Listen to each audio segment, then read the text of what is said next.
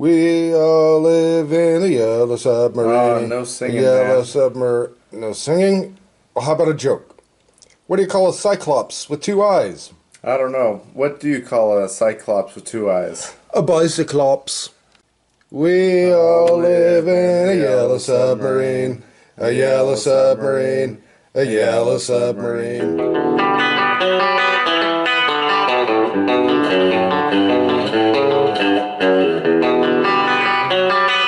Well, hey there guys, thanks for joining us here at Rock Hard Riffs. This is the guitar channel for the self-taught and all kinds of other cool stuff like cool Beatles stuff, cool rock and roll stuff. Today, we are going over the 50th anniversary of the Beatles' Yellow Submarine. This was originally released in 1968. Pretty crazy if you think about it. Now we're going to show you some doodads. All of this stuff came out of this special Yellow Submarine DVD little thingamajig. Now this isn't necessarily a 50th anniversary release or anything like that, but it's pretty cool. It has all of this stuff inside it. To start with, it has these little like celluloid things of the Beatles. It's clear plastic with their images on there, which is really interesting. So of course there's John and Paul and Ringo and George, where he was standing up on high on the mountain. And it has these little stickers, which are pretty cool. These are just little stickers. You have the Nowhere Man and the submarine and some a blue meanie and the Beatles all there. Kind of cool. And then this little booklet, and we're going to look inside this. So again, these booklets, you need a magnifying glass to be able to read anything. I mean, it's just insane. The print is so tiny. But, you know, get your readers out and you can read it. It's very cool. Again, you see some storyboards here on the left of the movie. So they were storyboarding the cartoon.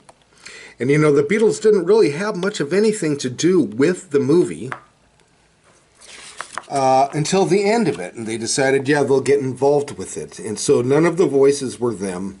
You figure it was a wise thing to do that because the movie is just a caricature of the Beatles. And so you'd think actors could probably do a better job caricaturing the Beatles than they could of themselves. You know, that's my opinion. But so that's pretty cool. That's a little booklet that comes in with this little Yellow Submarine DVD packet that I have. And of course, we also have the album. The CD itself, of course, Yellow Submarine. And the song selections on there. Only a Northern Song. Hey Bulldog. It's such a trip of an album. You know, it's like post Sgt. Pepper, pre-White Album. So you have Magical Mystery Tour and this in the middle there somewhere. And then the song Hey Jude, which the anniversary of that is coming right up. And we're going to do a video on that as well. So, but let's sit back and let's get a couple people's different version of this with Les Beans and myself, and we'll talk about it. So here we are with Les Beans. We're going to talk about what Yellow Submarine means to both of us. Now, kind of an interesting thing is that Yellow Submarine, I mean, I would have been just a kid when I first saw it, and you were just a little kid when you first saw it. I don't even remember how old you were. I watched it on VHS, I know that. Yeah. So, yeah. And so I wouldn't have seen it till it came out like on network TV. So I would have seen it probably like in the early 70s. So I'd have been about 8, 9, 10 in that area when I saw it. I think you might have been like a year or two younger than that. Because I wanted to make sure that he had a good dose of Beatles before he discovered his own stuff. I wanted to give him a good foundation first, right? mm-hmm. Yep. Got me into rock, which is good. Good rock, not just rock. So your first impressions when you were a kid, you were saying you were kind of scared of it? I mean, I don't think I was scared when I was a kid because it was very colorful and great music and everything. But I think now that I've watched it when I'm older, I could see how it would be kind of freaky for a little kid to watch. But I don't know, it didn't scare me. Yeah. So that's good. Yeah. Well, you know, it's like some things. It's like SpongeBob. The adults get one thing out of SpongeBob, and the kids get something completely different. You know, it's a different level that they're talking about. I think that's exactly the same thing with Yellow Submarine. Because, you know, what kid doesn't love the song Yellow Submarine, right? And a lot of the songs that are in there, When I'm 64 and all that. Mm-hmm. Hey Bulldog, But then you get the really, really surreal, cool artwork for like Nowhere Man and Lucy in the Sky with Diamonds, where the girl's floating way back on the horse as the horse goes by. I mean, it's really surreal looking. It's really, the imagery is awesome. Mm-hmm. And then, you know, again, Lucy in the Sky with Diamonds, John Lennon said up and down a million times that it was never about LSD. And he has no reason, in my opinion, to say whether it does or doesn't. He has nothing to gain or lose by it. And he said that, no, these other songs are about LSD, like She Said. He said that Lucy in the Sky was about a drawing that Julian had made. And he even shows you, there are pictures of the drawing that Julian made. So it's not about LSD, it's just about a drawing that Julian made when he was a kid. He was about 5 years old, about my age. So, you know. Neat. Yeah. So, but the cool thing is that we both, you know, what did you think of the music?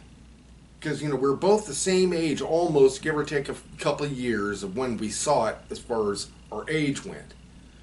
So what was your experience? Did the music and stuff, I mean, it was all very new to you, yes? Yeah, I mean, I must have been, I guess, somewhat subliminal to me. Or, you know, it made an impression on me as a kid, which I think probably influenced my, I guess, current music interests. In the early 2000s when I watched it, I listened to that and all the Beatles and classic rock and stuff, so I think that definitely had an effect on my musical taste. You went more the metal rock route? Yeah. Because of the Beatles. Yeah. Go figure. Yeah. Did you know that Ozzy Osbourne would not have been a musician if it were not for the Beatles? Geddy Lee of Rush said that Paul McCartney is one of his biggest influences on bass playing. Now you go figure, Geddy, he's just all out. You'd say Paul McCartney and Geddy, it doesn't quite go, but it does musically. That's the whole thing. It does with melodically. The bass lines are very similar when you think about it. Just slow Geddy down and have a little more of a melodic song, and it's like, yeah, you can kind of hear it. And same thing with Queen. Queen, the Night at the Opera, I think it was Brian May that said, basically, it was kind of their version of Sgt. Pepper and the White Album. You know, that's such a huge influence that the Beatles had. But of course, all those other people had just a huge influence on the Beatles as well. You know, like what John Lennon said, his favorite song was Whiter Shade of Pale. That's Procol Harum, stuff like that. And, you know, I'm sure they loved some Stones stuff too at the time. Yeah, but they finally, I think, flourished and grew once post-Beatles. Well, in the movie, when they are pulling all the gadgets on the submarine, a little flag thing comes out the back and says the Rolling Stones. Yeah. I think that's more the artists. Yeah, probably. Yeah. Now that's another cool thing too, is this was somebody else's interpretation of the Beatles, right? Somebody the people that made the guys and gals that made that movie, just the artistic impression, the artistry of it. I mean, it's just huge. Like in the beginning, when big smokestacks intro into Eleanor Rigby, which it gives you a really haunted, it gives you a really gritty feeling. Yeah, it's like you're in Liverpool. You kind of get this gritty post-war feeling. It was just really done so well, I think. In my opinion, just done really well, and of course the music, of course. You know. Yep. So, say on a scale of 0 to 5 or 1 to 5, what would you give Yellow Submarine? An artistic idea is definitely a 5. Yeah. I don't know if it would be as well received today as it was back then, just with all computers and everything like that around today. That's a good point, because so much of stuff today is all retro. I think, you know, I was thinking, we just got done watching the movie before we made this, and I was thinking, would this stand today if it just came out today? And, you know, I think it might. I think it would. It could. I know they're playing it in, like, smaller theaters. It's been re-released. Yeah. That's why we're doing this video now. Because people are, you know, I've seen videos all over the place on YouTube about Yellow Submarine, so I figured, all right, let's do it now. So, but yeah, so people are going to see it. Now, that's Yeah. the thing, man, it crosses so many generations. Now, if you had a kid right now, would you show them Sergeant or Yeah. Yellow Submarine? Probably, yeah, yeah. absolutely. Probably show them all the Beatles movies. They're all pretty good. You know you would. You have to. Yeah. Of course, you'd have to show your kids just for the sake of it being part of the history of art, of a certain type of art. I mean, you got two of them, cinematic and musical, Yeah. all in one, and it's the Beatles on top of that. Now, what was kind of funny is that he used to ask me when he was a little kid, he'd say, wow, I hear all these, or I hear this song, it sounds just like the Beatles. Everybody sounds just like the Beatles. That's because we were listening to Cool FM here in Phoenix. That's the oldies station, so you'll hear a lot of Birds and stuff like that on there, which they did sound a lot like the Beatles, because they're, you know, everybody steals a little from each other, you know, it's back and forth, but that shows you the, I don't know, the staying power of that music, for one, is just, Yeah. I don't know if it'll ever be repeated.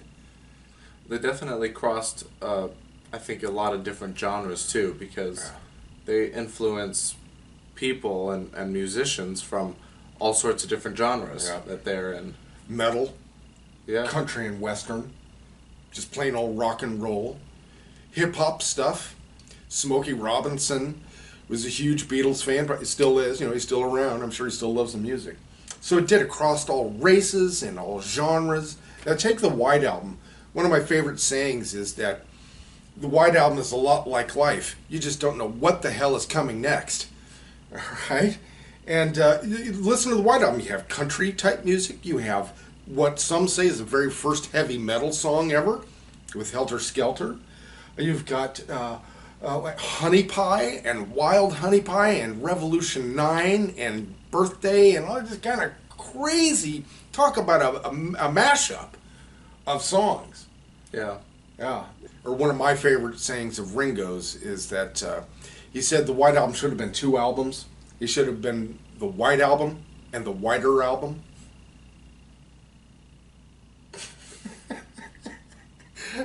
Ringo. Don't push that button, dude. Anyway, well, we'll wrap this up. So, why don't you give us your last thoughts there, Les? I think it'll definitely live on as probably one of the, you know, greatest artsy movies out there. Music and Music, cartoon. yeah. Yeah. I'll definitely show it to my kids whenever that time comes. And yeah, good movie. It's weird. Yep. Everything. There's something in it for everybody. Kids, adults, teens, it doesn't matter. It's all cool. All right, guys. Well, thank you so much for joining us here at Rock Hard Riffs. This is the guitar channel for the self-taught and other rock and roll stuff. And we will see you Next video. Shakalaka.